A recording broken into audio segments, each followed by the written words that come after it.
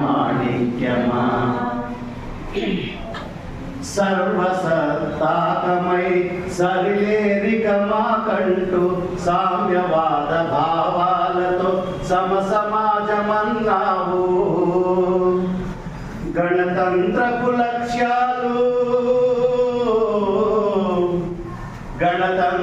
లక్ష్యాలు ప్రజాస్వామ్య సూత్రాలు లౌకిక రాజ్యాన్ని చేసి దేశ ఘనత పెంచినావు. భారత రాజ్యాంగమా ప్రజల మాణిక్యమా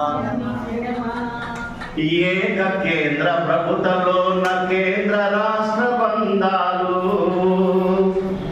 పాలకుల బాధ్యతలు పరిపాలన సూత్రాలు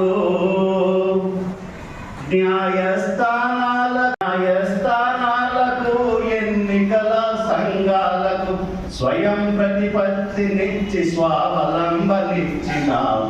భారత రాజ్యాంగమా ప్రజల ఆశ సౌధమా